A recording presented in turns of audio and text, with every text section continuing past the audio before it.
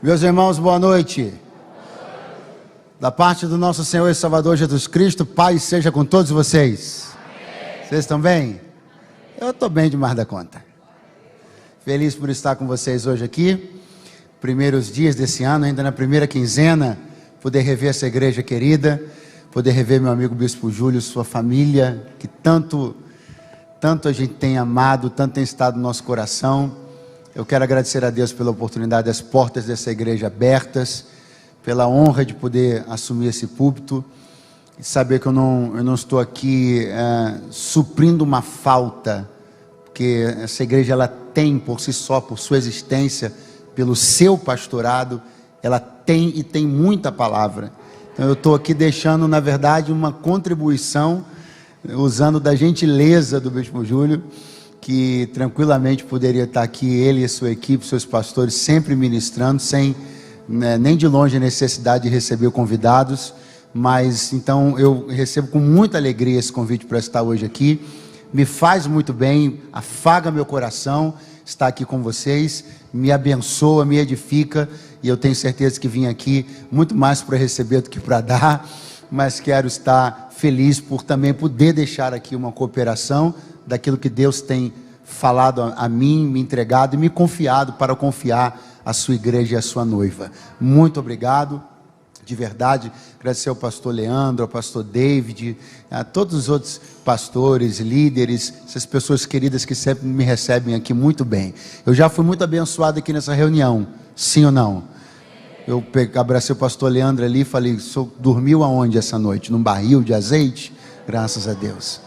Aí veio o Bispo Júlio logo depois e eu já estava quase pedindo para cortar o microfone dele, porque a gente vai sendo tomado de algo que a gente não sabe bem, se é inveja, se é desespero, o que é, mas o Senhor é bom em todo tempo, né? Queridos, muito obrigado de verdade. Vamos ler um texto da palavra do Senhor? Evangelho escrito por Marcos, capítulo de número 8. Evangelho escrito por Marcos, capítulo 8, verso 22.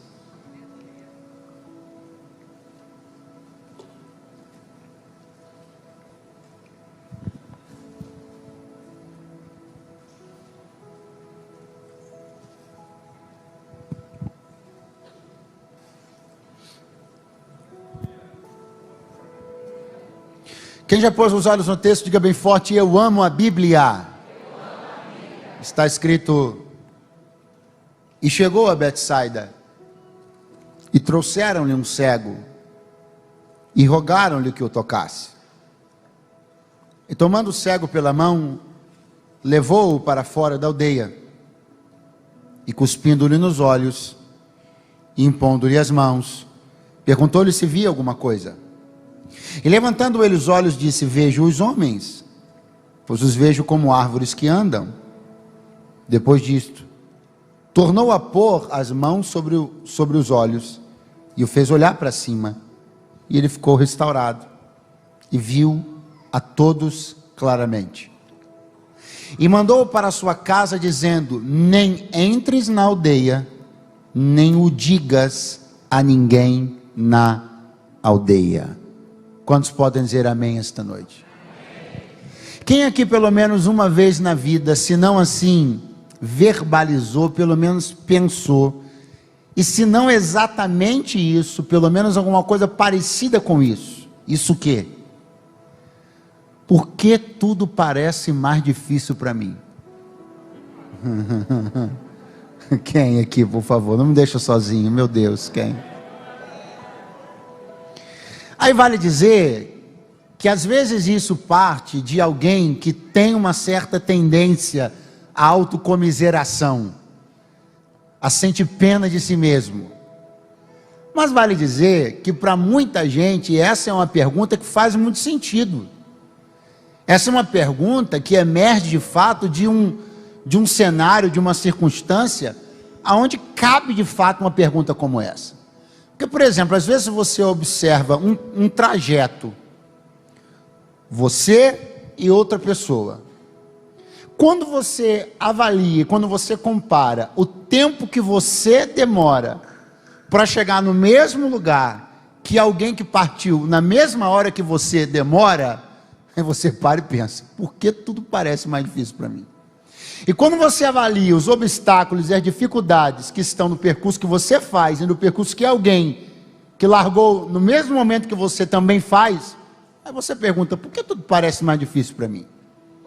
Para muita gente de verdade, essa pergunta faz muito sentido, porque de verdade a gente às vezes tem a impressão muito clara de que para nós as coisas parecem mais demoradas, mais complicadas, mais conturbadas, mais embaraçosas, sim ou não?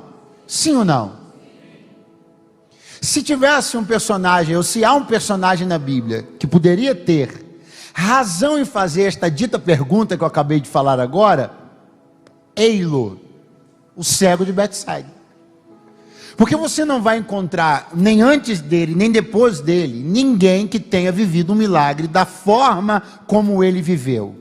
Em 2 níveis. Diga comigo, 2 níveis.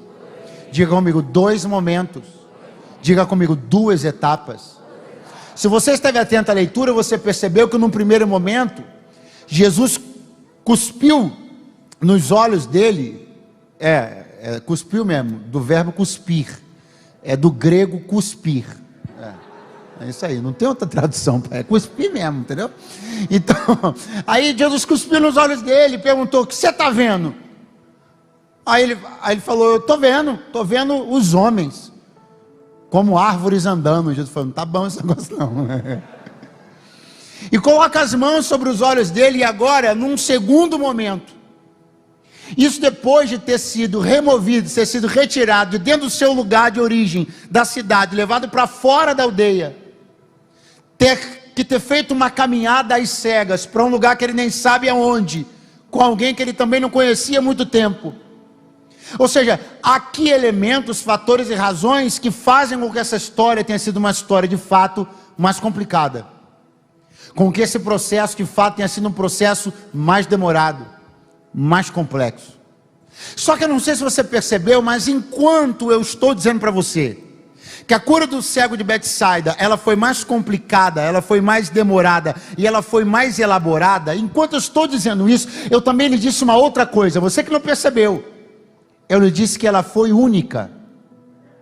Eu lhe disse que se você olhar para trás ou olhar para frente em todas as narrativas de todos os milagres, você não vai encontrar nada parecido com isso. Você não vai encontrar nada igual a isso. Qual é o ônus? O ônus é que o processo é demorado. Qual é o ônus? O ônus é que o processo é mais complexo. Qual é o bônus? Ele é único. Se você comprar uma coisa produzida em linha de produção, ela custa 1x. Se ela for feita sob medida, custa 5x. Fala para alguém do seu lado, exclusividade é um bem caro. Eu vim aqui dizer para alguém que só está se atentando para o quão difícil está sendo, mas nem percebeu que está se tornando único.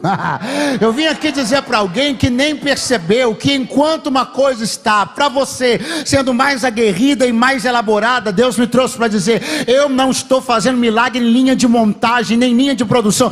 Eu não sou Zona Franca de Manaus, não sou fábrica de geladeira. Eu estou fazendo para você uma coisa distinta, diferenciada, uma história que não poderá ser comparada. O que eu estou construindo é único, e unicidade e exclusividade são bens caros, mas eu vim lhe dar uma notícia, o custo é alto, mas o prazer é inigualável. A história que Deus está escrevendo é inigualável.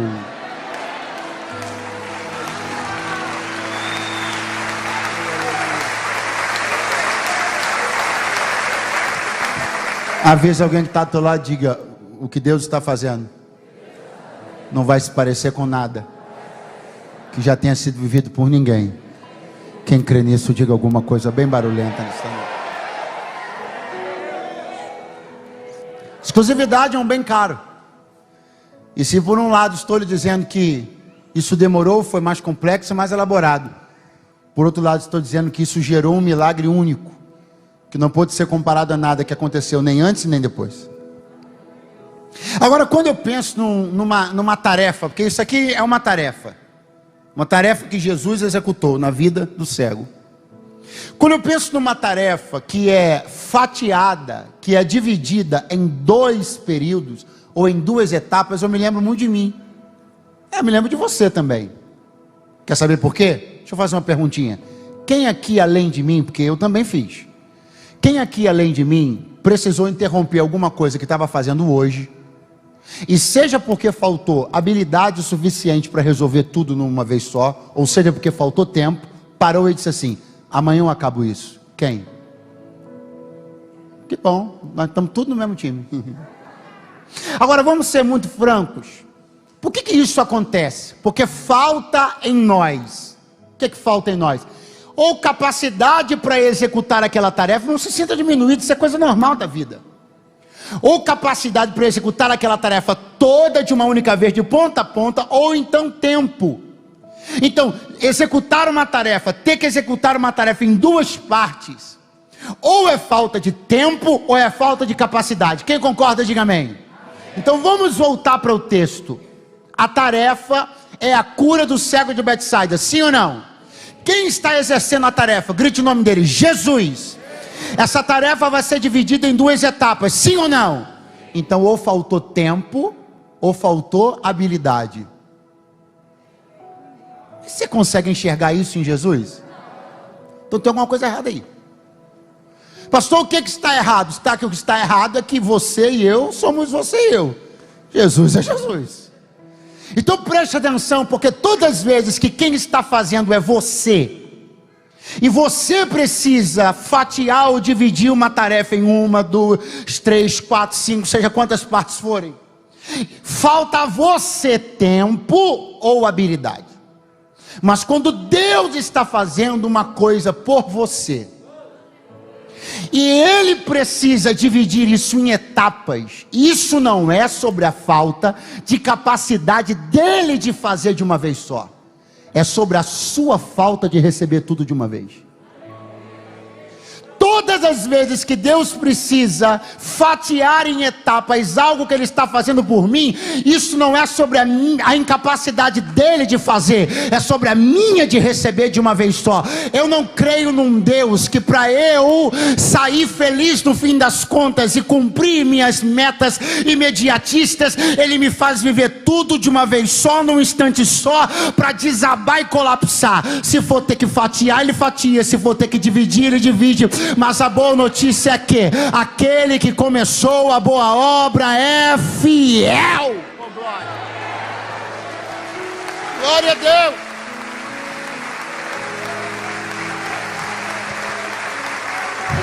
Diga para alguém do seu lado: Deus não está sem tempo e nem sem habilidade.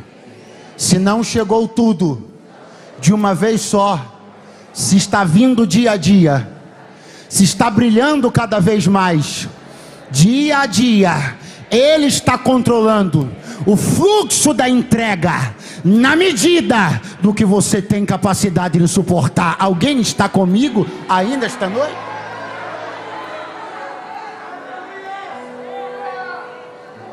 O fluxo da entrega está sendo dosado e medido por Deus de maneira a respeitar a minha capacidade de receber o que Ele está fazendo. Então perceba, estamos falando portanto de um milagre único. Estamos falando de um bem que custa caro, exclusividade. Estamos falando de alguém, Jesus, executando uma tarefa, dividindo-a em duas etapas e fazendo isso não por falta de capacidade sua de fazer, mas porque Ele enxerga que quem está recebendo precisa receber em fases. Agora, atenção, veja como o texto começa: e chegou a Betsaida. O problema começa aqui. O problema começa num ponto de vista de localidade. Aonde a história começa? Diga forte: Betsaida. O problema é que Betsaida figura numa lista elaborada, não por nenhum teólogo, nem por nenhum pregador, mas uma lista elaborada pelo próprio Jesus. Qual é o nome dessa lista? Cidades impenitentes. O que isso significa? Significa um conjunto de cidades que recebeu um volume robusto de mensagens, de milagres de Jesus, contudo não corresponderam à altura do que viram. Não sou eu, Jesus falou: se cidades ímpias, como Tiro e Sidom, tivessem visto e ouvido o que Corazim e Betsaida viram e ouviram, há muito já tinham se convertido. Então nós temos um problema que quando eu olho isso aqui eu vejo, e trouxeram-lhe um cego e rogaram-lhe. A palavra rogar, o verbo rogar não é raro na Bíblia, não é raro nos evangelhos, mas ele tem uma conotação toda especial aqui. Por quê? Pelo lugar onde estamos. Porque esses homens que vão levando o cego até Jesus, eles sabem que aquele lugar é um lugar onde Jesus não tem uma disposição muito grande de fazer milagre. Por quê? Pela razão que eu acabei de lhe dizer agora. Mas aí talvez você prefira romantizar e dizer: pastor Eduardo, como assim Jesus indisposto a fazer milagre? Você nunca leu nada sobre a indisposição de Jesus em relação a pessoas nem a lugares? Você pensa que Jesus, de verdade, independentemente de como era recebido, continuava pregando? Você acha realmente que, independentemente de como as pessoas recebiam a mensagem, os milagres, Jesus continuava falando com as pessoas? Meu irmão, se nem eu gosto de conversar com quem não me dá atenção, você acha que é Deus? Você nunca leu na Bíblia que Jesus não pôde fazer muitos milagres na sua própria cidade natal? E por que não pôde? Porque as pessoas apontavam e diziam assim: olha lá o filho da Maria, olha lá o filho do José. Ou seja, eles não entenderam a grandeza de Jesus e trataram Jesus como um vizinho qualquer. E quando você coloca uma coisa como qualquer, você furta a honra disso. Quando Jesus percebeu que a honra que ele tinha não era reconhecida e nem celebrada, que ele era visto como um vizinho qualquer, ele saiu dali e não pôde fazer milagres. Isso está escrito na Bíblia. Então eles vão precisar rogar de um jeito especial. Por quê? Porque existe sim uma indisposição de Jesus em relação àquele lugar. E por quê? Porque aquele lugar é um lugar que não celebra, não reage. Eu quero que você compreenda uma coisa muito importante. Às vezes, dependendo de como a gente chega no culto, às vezes não está muito assim, muito bem, muito disposto. E às vezes aquilo que está partindo do altar, às vezes até nos incomoda. Porque o pregador falou para falar isso ou aquilo. O ministro de louvor disse: levante a mão. O pastor que pegou a palavra logo depois disse: faça isso ou faça aquilo. E quando as nossas ações, elas começam a passar por vozes de comando, às vezes a gente se irrita e diz assim: pô, que coisa chata, eu quero aqui ficar quieto na minha. Você deveria agradecer a Deus por essas pessoas que fomentam a sua reação, que elas estão ajudando você a não sofrer a triste situação de ver a cortina de Deus fechar na sua frente. Você deveria agradecer a Deus por cada ministro de louvor que fala para você levantar a mão, você dar glória, por cada vez que um pastor incentivou você, fomentou você. Você deveria agradecer por esse tipo de coisa, porque se não fosse esse tipo de fomento, de incentivo, se não fosse esse tipo de energia que sai do altar e pega na gente, a gente entende como deve se comportar diante da palavra e diante da presença de Deus. Para muita gente a cortina já tinha fechado, mas eu quero dar graças a Deus, porque nós não somos indiferentes a Ele. A presença dele para nós não é de um vizinho qualquer. Nós entendemos, reverenciamos e celebramos cada palavra que sai da sua boca.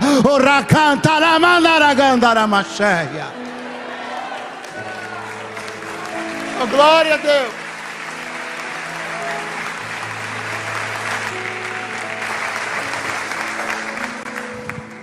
E trouxeram-lhe o cego e rogaram-lhe que o tocasse.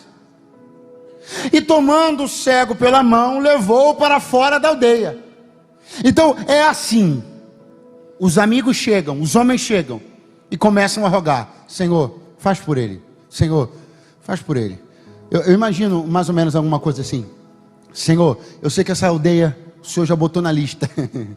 Eu sei que o pessoal daqui não dá glória, eu sei que o pessoal daqui não celebra, eu sei, mas faz por ele, faça por ele, faça por ele, faça por ele, faça por ele. Aí Jesus tomou duas decisões. Pergunte quais. Primeira: vou fazer por você. Pergunte segunda: não exatamente onde você pensa. Jesus pegou ele pela mão e levou ele para fora da aldeia. Então, eu até faço por você, mas não faço aí. Eu até faço por você, mas não neste lugar.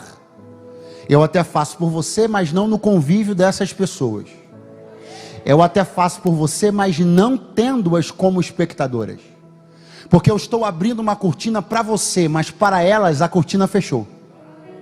E como Deus é muito ético, como Cristo é muito ético, se a cortina para Betsaida tinha fechado, Jesus poderia até se dispor a fazer pelo cego, mas Jesus precisava levar para ele para um outro tipo de palco. Eu quero que você compreenda que muitas vezes Deus concordará em fazer por você, mas não exatamente onde você quer. Por uma simples razão, porque talvez os espectadores que estão lá não sejam merecedores de ver o que Deus está por fazer. Daí eu tenho uma coisa para lhe dizer: se você estiver muito apegado a certos círculos, peça para os seus círculos fazerem, porque talvez para que Deus faça por você, Ele precisará que você se disponha a deixar alguns círculos que você anda frequentando. Não, mas eu não quero isso, então peça para eles fazerem. Mas eu não vou deixá-los, são meus amigos de infância, então peça para eles resolverem seu problema. Quem não está disposto a se movimentar, deixando para trás um tipo de contexto ou cenário que não glorifica a Deus, pode estar fadado a não receber aquilo que tanto almeja. Mas eu sei que vim pregar para gente, que se é para receber, eu quero que Ele me pegue na mão e me leve para onde Ele quiser. Pode ser que antes de Deus mudar a tua vida, Ele mudará a tua geografia. Pode ser que antes que Deus mude tuas finanças, Ele mude teus círculos sociais.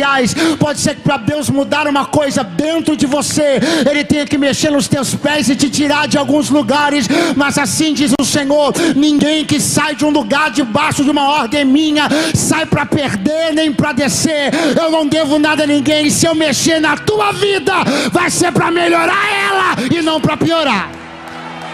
Glória a Deus. Oh, glória a Deus.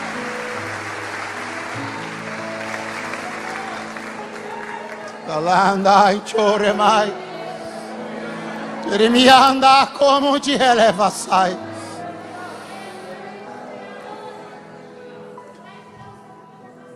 E o que aconteceu?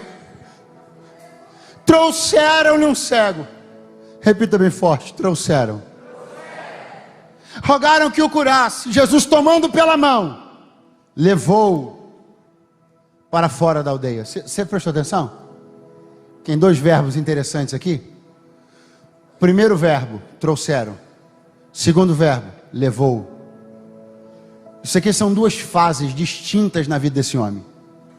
Na primeira fase ele é trazido, na segunda ele é levado. Na primeira fase, forças trazem ele até Jesus. Na segunda fase, Jesus assume o controle e leva ele. Ô pregador, onde o senhor quer chegar? Já cheguei. Algumas forças prestaram ao papel de te trazer. Pergunte aonde? No ponto de encontro. Sabe aquela notícia que você recebeu? Foi uma força que te trouxe até aqui hoje. Sabe aquela circunstância que de uma hora para outra virou de cabeça para baixo? Ela foi a força que te trouxe até esse lugar. Só que o que me chama a atenção é perceber que Jesus não olhou para as forças que trouxeram o cego e perguntou se podia levá-lo. Jesus pegou na mão dele e levou-o. Porque o que Jesus está dizendo é o seguinte: toda a força que te traz prestou o serviço de te colocar no ponto de encontro. Mas depois que te coloca no ponto de encontro, eu coloco a mão em você, e quem te leva a partir daquele dia sou eu. Se você puder levantar a sua mão mais alto que você puder, aí vem uma palavra de Deus. Eu não sei quais forças te trouxeram. Pastor, cheguei aqui trazido pela dor, cheguei aqui trazido por uma porta fechada, cheguei aqui trazido por um exame médico que me assustou, cheguei aqui trazido por uma notícia que eu vou morrer nesse ano ainda, eu cheguei aqui trazido por uma traição que dilacerou meu coração. Eu não sei a força que te trouxe, mas vim profetizar que a força que te trouxe já cumpriu o papel dela. A partir de agora, é Ele quem te leva, é Ele quem te leva, é Ele quem te leva. Oh, glória! Oh, glória! foi até aqui. Olha para alguém que está do teu lado e diga: foi até aqui, foi até hoje. A dor te trouxe até hoje, a lágrima te trouxe até hoje, a porta fechada te trouxe até hoje. Ele me mandou dizer: eu estou assumindo a partir de agora. Ancho Manaya.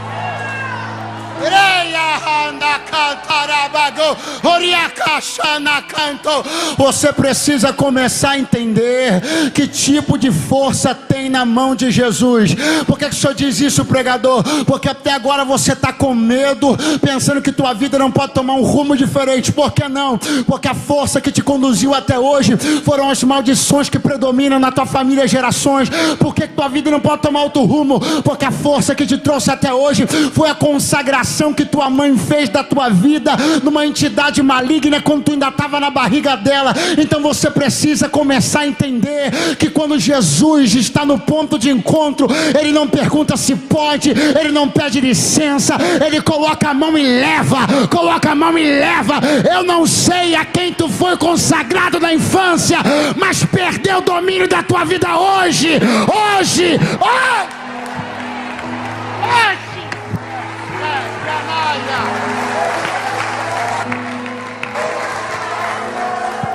Pregador, eu nem pude escolher. Eu nem pude escolher. Eu percebo que a minha vida até hoje, ela foi sendo conduzida por forças que eu não escolhi. Eu não pude escolher as forças que me trouxeram até esse dia. Mas você pode escolher a força que te leva a partir do dia de hoje. Levanta a tua mão mais alto que você puder, porque toda força perde a força diante daquele que é a maior força de todos. Eu não sei quem nem o que te trouxe, mas eu creio e profetizo: tu sairás daqui de mãos dadas com aquele que vai encaminhar o teu destino a partir de agora. Ele me trouxe para dizer: eu estou assumindo. Ele me trouxe para dizer: eu estou rasgando os contratos antigos. Ele me trouxe para dizer: estou quebrando as alianças que você fez. Ele me trouxe para dizer: eu estou rasgando os pactos, estou desfazendo os acordos, e não vou perguntar, porque o rei chegou, o rei chegou, o rei chegou.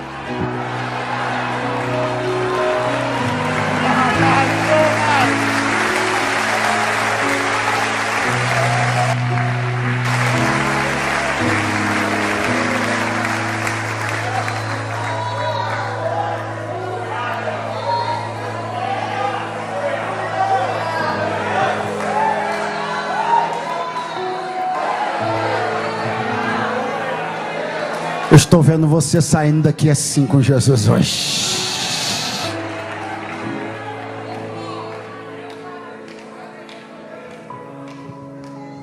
Diga comigo: tomou pela mão e o levou.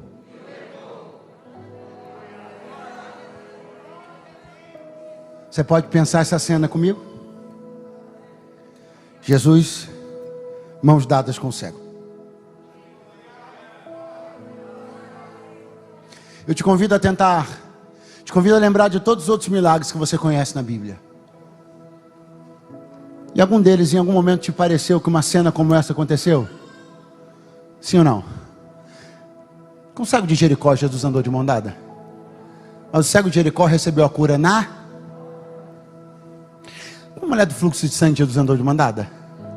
A mulher do fluxo de sangue recebeu a cura Você está entendendo? Você está conseguindo compreender que aquilo que parecia um atraso se tornou comunhão? Você está conseguindo compreender que naquilo que parecia o retardamento do milagre, o vínculo se estabeleceu? Pastor, sobre o que o senhor está falando? Eu estou falando de um tipo de vínculo que só se estabelece numa condição. Pergunte qual? Dependência. Não entendi. Por que Jesus não segurou na mão da mulher do fluxo de sangue e ficou andando de mão dada com ela? Porque ela enxergava. Por que Jesus Jesus não segurou na mão de outras pessoas e ficou andando de mãos dadas com eles? Porque eles enxergavam. Por que Jesus está segurando na mão dele e vai andar de mão dada com ele? Por quê? Porque ele é? Porque ele é? Só que você está pensando assim: melhor seria se Jesus tivesse curado ele no exato instante onde os dois se encontraram. Mas teriam andado de mãos dadas? É isso que você, que anda reclamando tanto porque está demorando, não entendeu. Que esta aparente demora está aproximando o vínculo.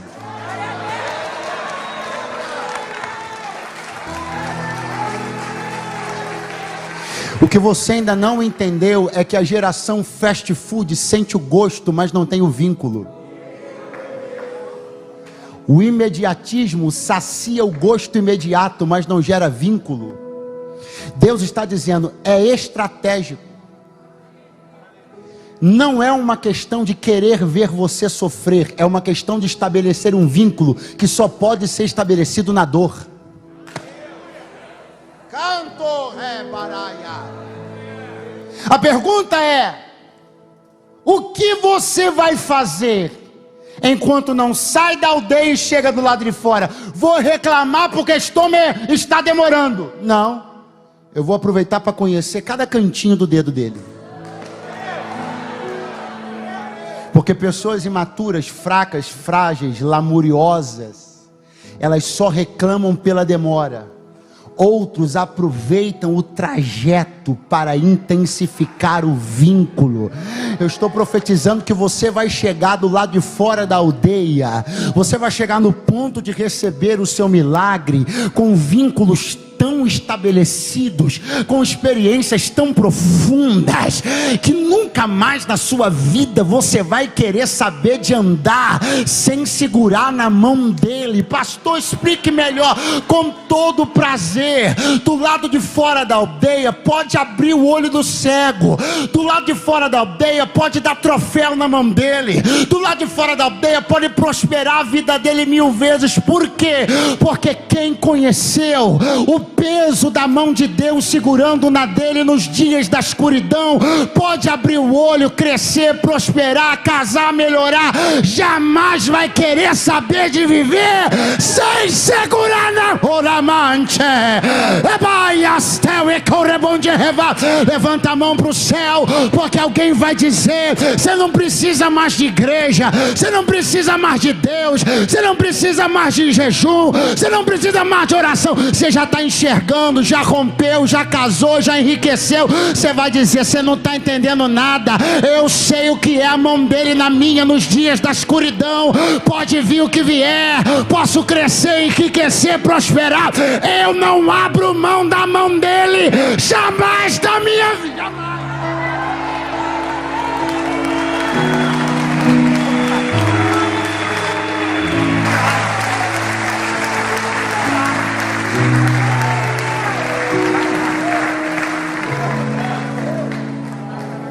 Olha para alguém que está do teu lado e diga para ele: Deus sabe o que está fazendo. Pergunta para ele: sabe por quê? Responde: porque ele sabe quem é você. Sabe. Mas eu não vou falar de você não. Eu vou falar de mim. Sabe por que ele prolonga algumas coisas na minha? Não vou falar de você, eu vou falar de mim. Sabe por que ele prolonga algumas coisas na minha vida?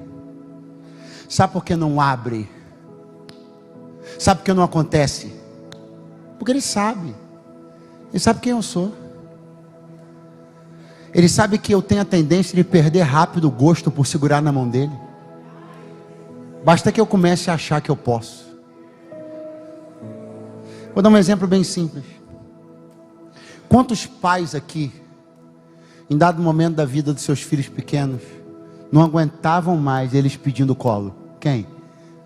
Bom, você não vai ser execrado da sociedade por causa disso. Vamos lá. Quem não aguentava mais o filho pedindo colo? Levante a mão, por favor. Entendi. Ele pedia muito colo, né? Pedia? Pedia ou não pedia? Então faz o seguinte: quando chegar na adolescência, Você vai bem para a porta da escola quando todo mundo estiver saindo.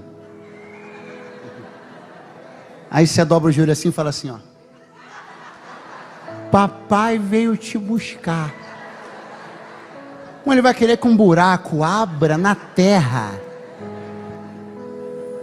Mas ele não é aquele mesmo que fica...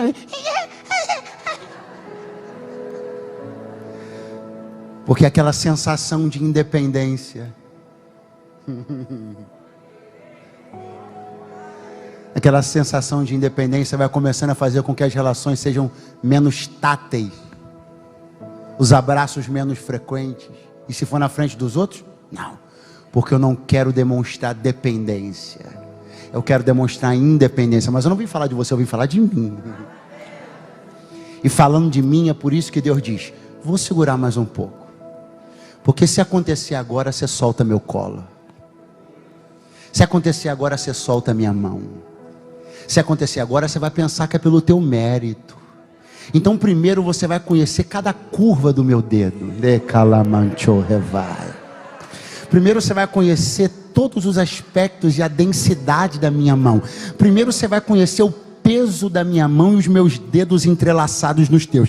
Quando a gente estabelecer vínculo perfeito entre eu e você, aí eu abro os teus olhos, te coloco no pódio, te entrego o troféu, porque eu vou saber que você pode conquistar o que for, mas como você conheceu a minha mão, você nunca mais vai querer viver sem ela. Quem aqui está conhecendo o peso da mão de Deus? Quem aqui está decidido a nunca mais viver sem a mão dele? Levante a mão.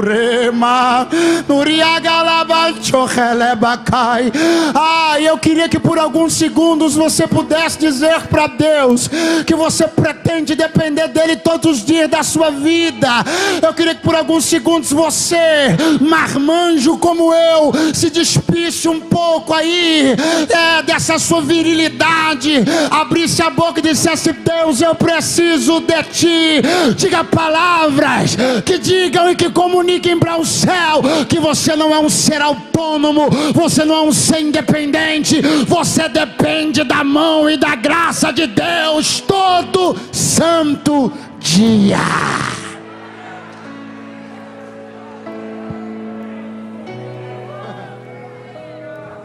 Vamos para fora da aldeia? Vamos. Mãozinha dada? Sim. O que Jesus vai fazer? Quem ainda está por aí, diga amém. Vai cuspir nos olhos do cego. Não tenta arrumar outra tradução. Não tem, irmão. É cuspir mesmo. Mas é nojento. Mas é isso aí. Mas me parece muito estranho. Mas é isso aí. Jesus cuspiu nos olhos do cego. Então, ou o cuspe fez assim, ou foram dois logo, para ficar bom demais. Mas isso me chama a atenção de uma maneira assim muito peculiar, porque imediatamente quando eu leio isso, quando eu vejo esse verbo cuspir, imediatamente eu me lembro do quanto ele tem uma associação, uma relação tão diretas com algumas mensagens. Cuspir em alguém, na cultura do tempo de Jesus, é uma expressão de algumas coisas, dentre elas, desprezo. Você lembra que antes de que Jesus sofresse qualquer golpe dos soldados romanos, qual foi a primeira coisa que fizeram nele? Cuspiram. Cuspir no rosto de alguém é comunicar a soberba da superioridade. É dizer para quem está sendo cuspido: você é menor, pode menos. Quem cospe diz: sou maior. Quem cospe diz: posso mais. Quem cospe diz: tenho mais autoridade. Está ficando esquisito, não está? Porque eu li com você e repito para você que Jesus cuspiu nos olhos do cego. E se cuspir é comunicar estas mensagens a estas alturas, você está pensando: Jesus está dizendo para o cego: sou maior que você. Jesus está dizendo para o cego: sou superior a você. Jesus está dizendo para o cego: eu diminuo sua existência. Parece que é isso que está acontecendo, sim ou não? Mas é isso que está acontecendo? Não. Porque quando eu olho a Bíblia dizer que Jesus cuspiu nos olhos do cego, eu me lembro de uma coisa. que ele tinha algo em si que ele não gostaria que tivesse ali. Por que toda essa história está acontecendo? Porque ele é portador de cegueira.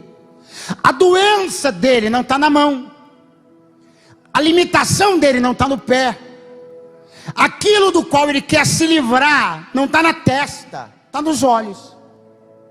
Aí eu olho e vejo a Bíblia dizendo: aonde Jesus cuspiu? Nos olhos. Aí eu me pergunto: a mensagem é para quem? A mensagem é para ele? Jesus cuspiu no cego? Ou será que Jesus cuspiu na cegueira? Eu preciso de umas 5 pessoas tão doidas quanto eu essa noite aqui. Jesus cospe no portador da necessidade ou Jesus cospe na necessidade? Ele cospe no portador da deficiência ou ele cospe na deficiência? Ele cospe no portador da limitação ou ele cospe na limitação? O pastor, o que o senhor está querendo dizer? Eu estou querendo dizer que a mensagem não foi para ele, a mensagem foi para a deficiência dele. Jesus não está dizendo para ele: eu sou maior que você. Ele está dizendo para a cegueira dele: eu sou maior do que você. Eu tenho algo de Deus para dizer para alguém aqui. Você entrou aqui portando alguma coisa que, se dependesse de você, já não fazia mais parte da sua vida há muito tempo. Você quer se livrar, mas não consegue. Quer jogar fora, não consegue. Quer se despir disso, mas não consegue. Quer deixar de ser assim, mas não consegue. Quer deixar de carregar isso, mas não consegue. Ele me trouxe aqui nesta noite para dizer para você: eu estou cuspindo naquilo que você trouxe. Estou dizendo: desaloje-se, saia daí. Eu estou te dando uma ordem. Chegou quem é maior, chegou quem pode mais. Eu diminuo a existência do teu mal, eu rio na cara do teu mal, porque eu sou quem chegou para mudar a tua história.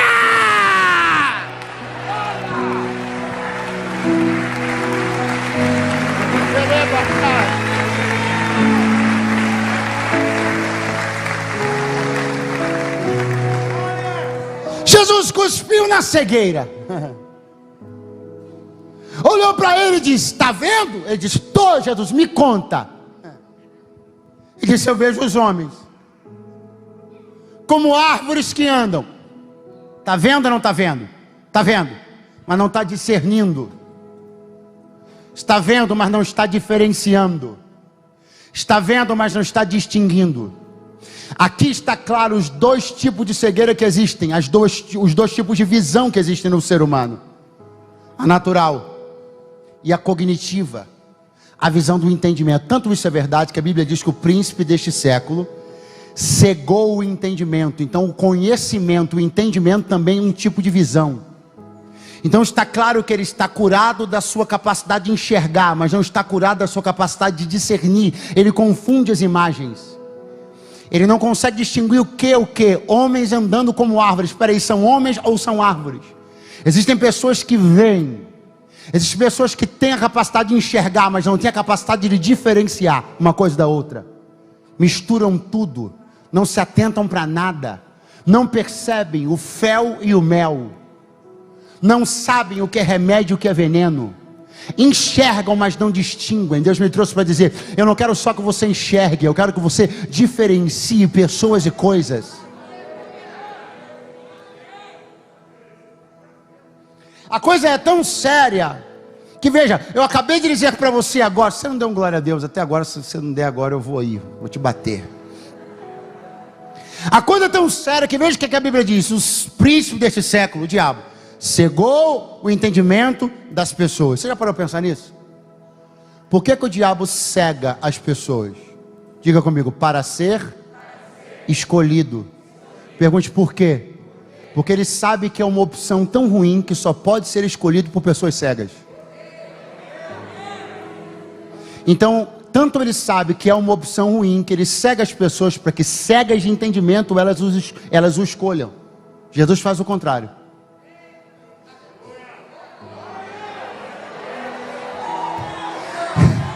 Ele sabe tanto que é a melhor alternativa que existe no universo, que ele abre os teus olhos e diz: escolhe agora o que você está vendo.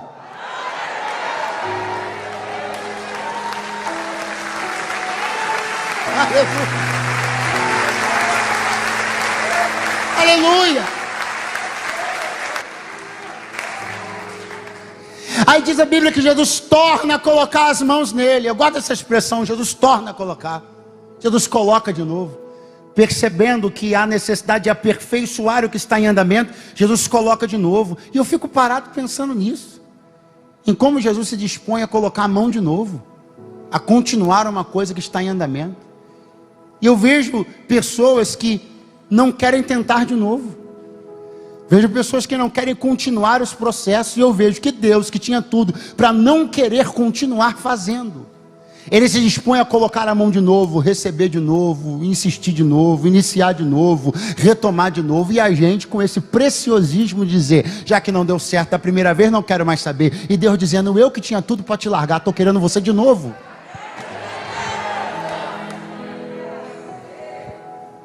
Aí Jesus perguntou, e agora? Ele disse, agora estou vendo.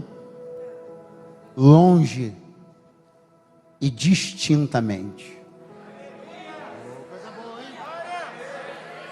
Isso agora tá bom. Agora eu vou dar uma ordem para você. Eu encerro. Qual ordem? Vá para casa. Vou dar mais uma. Não entra na aldeia. Vou dar outra. Não conta nada para ninguém de lá.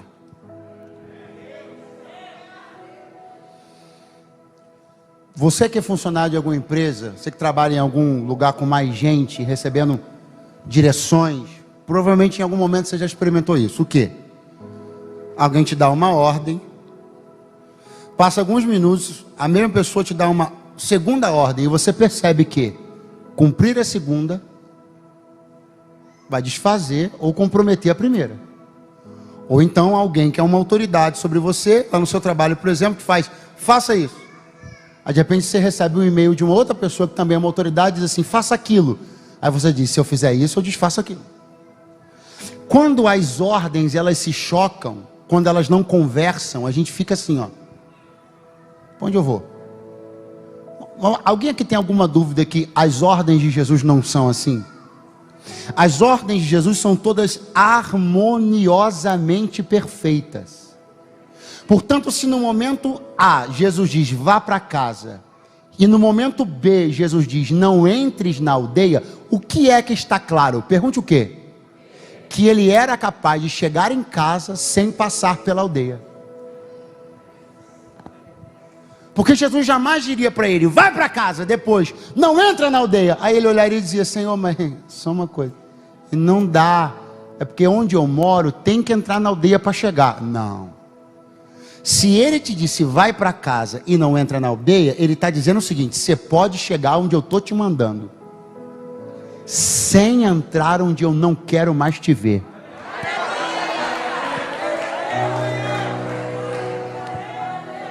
Mas qual é o grande problema? O grande problema é que o morador de Betsaida não quer perder o pedágio. Pastor, não entendi. Existem autoridades espirituais em Betsaida que elas não querem perder o seu pedágio. Pastor, continua não entendendo, vai entender agora. Elas insistem em fazer você acreditar que você nunca vai chegar onde almeja se não passar lá. Porque elas sobrevivem do pedágio daqueles que acham que não dá para viver sem ela. Betsaida sobrevive do pagamento de pedágio de pessoas que não acreditam de verdade nas promessas. Não vai embora, fica aí só mais um pouquinho. De que Betsaida sobrevive? De gente que recebeu uma palavra, fez que creu, levantou a mão e disse glória, mas não creu. E por que não creu? Porque continua pagando os mesmos pedágios, achando que se não pagar não vence, se não pagar não rompe. Então você nunca creu na promessa. Pastor, estou pensando que o senhor seria um pouquinho mais claro, com todo o prazer do mundo. O que Deus disse para você, empreendedor? O que Deus disse para você, empresário? Que você vai romper? Que você vai prosperar? Só que a Betsaida da sonegação fiscal não quer perder teu pedágio. Então ela quer te fazer acreditar que ninguém nesse país prospera se não sonega. E você faz que acredita na promessa, mas continua pagando o pedágio de Betsaida. Eu tenho uma palavra para te dar nessa noite, gostando de você ou não, porque o microfone está comigo. Aleluia. Está na hora de você começar a crer que Deus não manda pessoas levantarem troféus com os pés sujos de lama.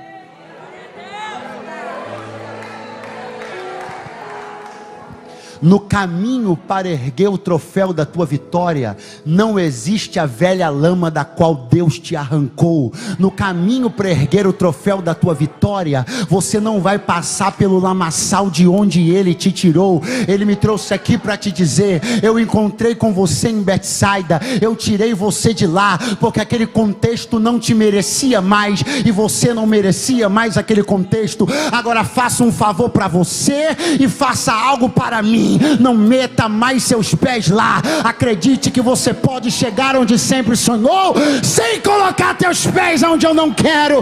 Eu vim pregar para pessoas que vão fazer com que o pedágio de Betsaida quebre. No que depender da Cristã Mundial de Suzano, o pedágio de Betsaida vai quebrar. Eu creio nas promessas. Eu creio nas promessas. Quem vai deixar o pedágio de Betsaida quebrar? Dá um pulo dessa cadeira. Dá um pulo.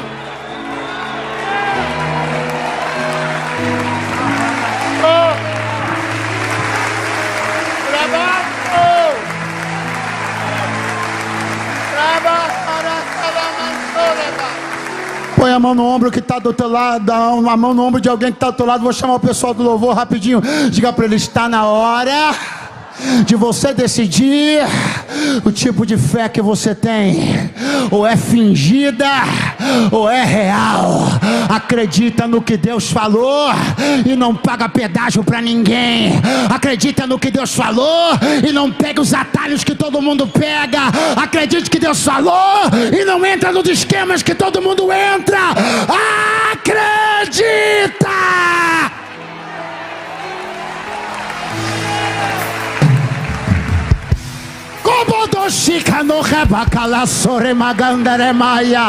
A presença do Todo-Poderoso está aqui esta noite. Ele me trouxe para dizer: você vai romper, você vai chegar, vai levantar o troféu com os pés limpos. A lama de Betsaida nunca mais vai conhecer teus pés. Ele me tirou e eu não volto. Ele me tirou e eu não entro mais lá.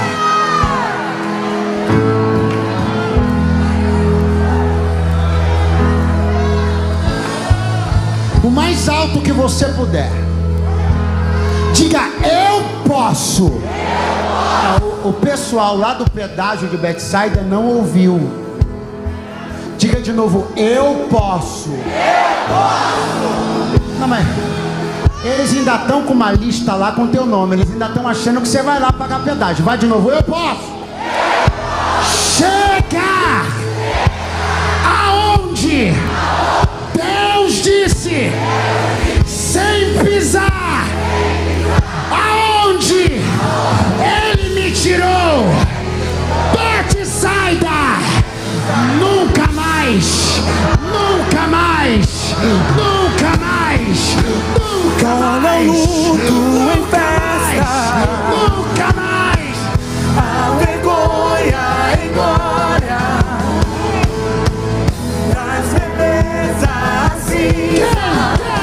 O Senhor pode fazer. Quem pode fazer? Traz a vida ao sepulcro, faz de ossos soldado, faz o mar o caminho. O Senhor pode fazer.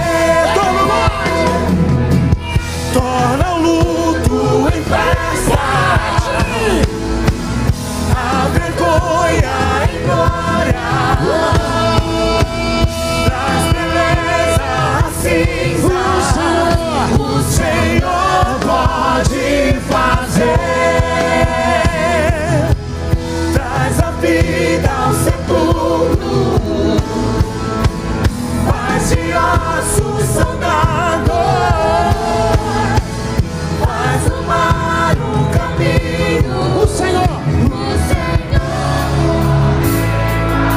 o Senhor. Canta pro pedágio de Betsaida, canta. Canta pensando que tu deve favor, canta. Canta pra quem pensa que você precisa de atalho. O Senhor pode fazer sem pedágio, sem atalho, sem esquema. O Senhor pode fazer sem fraudar, sem atropelar, sem prejudicar ninguém. O Senhor pode fazer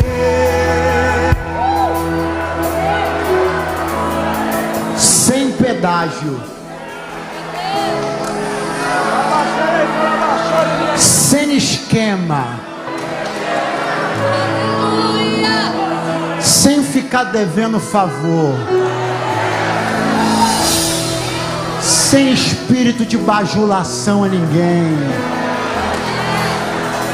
sem vender tua fé, sem negar tuas origens, sem desonrar teu Deus. Você vai chegar aonde Ele diz. Eu preciso de alguém para crer comigo que vai chegar todas as promessas, tudo aquilo que Ele disse ao teu respeito vai cumprir.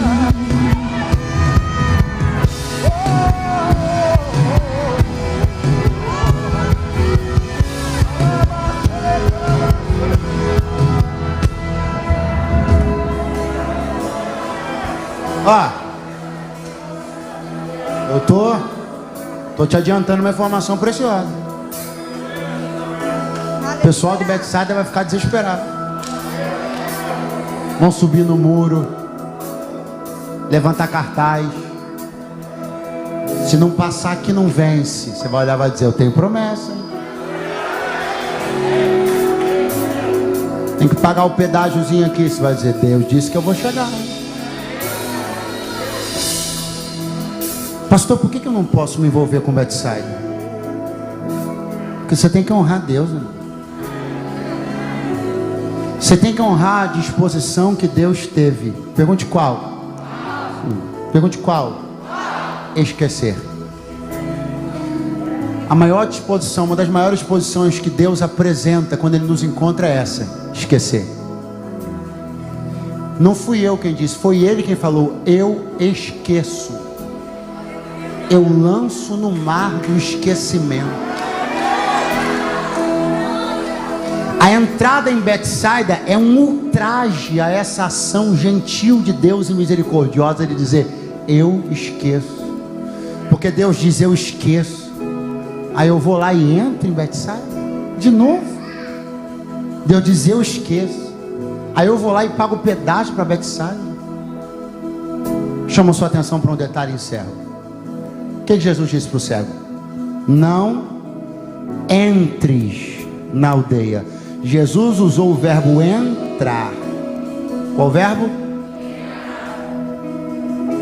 Baixa só um pouquinho que eu preciso que todo mundo ouça isso aqui. Você está saindo de casa, uma roupa normal, chega no portão, um pouquinho mais na frente, você percebe que está frio. Você lembra de um casaco e bola a decisão. Eu vou. Vamos lá. Eu vou.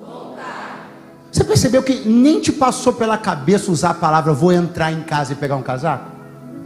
De imediato você já falou aí. Eu vou. Por que você usou o verbo voltar? Porque você sabe que acabou de. Se você tem lembrança do último lugar onde você estava, sua tendência é usar a palavra voltar e não a palavra entrar. Quando Jesus para, olha para o cego e diz, não entres na aldeia, o que Jesus está dizendo para ele? Eu já não me... Se Jesus ainda se lembrasse do lugar onde se encontraram, Jesus diria, não voltes para a aldeia. Mas numa demonstração que se esqueceu do lugar onde os dois se encontraram, da lama onde o tirou, do contexto que ele não pertencia mais, Jesus disse, não entre.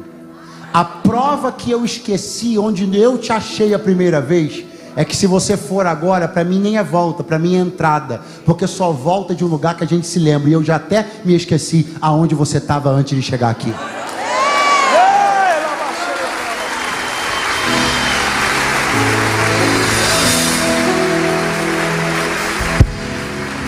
Então, viva para honrar o gesto misericordioso de Jesus de dizer: eu me esqueço. Viva para honrar. Movimente-se pensando e decidido em honrar. O quê? O fato de que ele disse: eu esqueci. Vai para casa, retoma a tua vida, segue o teu rumo, aponta uma direção nova. Eu já nem me lembro mais aonde te encontrei. Vai para casa, assume o comando, vai para casa, vai viver teu chamado, vai viver teus sonhos, vai viver as promessas. Vai. Você está liberado para ir, autorizado para ir, investido de autoridade para ir. Quantos me ouvem, me entendem, podem dizer graças a Deus esta noite. O que aconteceu com você? Você não entendeu que Ele te deu o benefício de ter se esquecido. Você foi lá e revisitou o teu passado. Você foi lá e pagou o pedágio de Betsaida, porque o teu plano era passar rápido, só para rever alguém, só para reviver uma sensação. Mas você colocou os pés lá e foi enredado, amarrado, caiu numa teia, e há tempos você tenta sair e não consegue. Mas Deus me trouxe aqui hoje para dizer para você que entrou onde não deveria entrar, para você que foi lá para o lugar onde Ele fez questão de esquecer, e desde então tem planejado, talvez semana após semana, sair e não consegue. Ele me trouxe hoje para te dizer: tudo bem, estou pegando na tua mão de novo. Eu estou me dispondo a esquecer de novo. Estou me dispondo a tirar você daí de novo. Pastor, é comigo que Deus está falando. Eu sou aquele que um dia Deus tirou das trevas para a luz, e eu fui lá e entrei de novo. Eu sou aquele que um dia Jesus chamou. Eu já estive aqui nessa ou em outras casas de oração, cantando, louvando. Talvez eu já estive ali onde o Senhor está, num púlpito pregando. Mas eu acreditei que eu precisava de Betsaida para alguma coisa, e a teia estava armada e eu não consegui mais sair. Você está distante de Deus? Você está afastado de Jesus? Você soltou a mão de Deus? Nessa noite Ele me trouxe para dizer: pega na minha mão de novo. Eu posso voltar a caminhar com você. Eu só preciso que você queira. Aonde está a primeira pessoa que está afastada de Jesus e da igreja? Quer voltar para a casa do Pai? Você, moço, vem aqui agora em nome de Jesus. Vem. Aonde está a segunda pessoa? A segunda pessoa, sai do seu lugar, venha para o altar agora, mas vem correndo, vem correndo. A segunda pessoa já está caminhando, hein?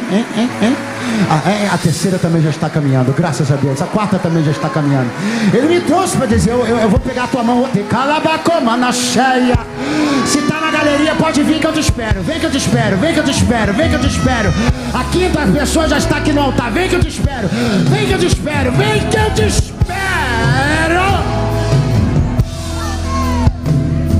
Você é curioso porque você ainda está aí pensando: será que é comigo? Como assim não é com você? É claro que é com você. Essa noite foi pensada para você, planejada para você. Esse encontro foi marcado com você, por você. Eu vim do Rio de Janeiro pregar para você. Esse culto está acontecendo porque Deus te ama, quer te ver de volta. Volta para casa agora. Vem. Vem aonde você estiver. Volta para casa agora. Vem.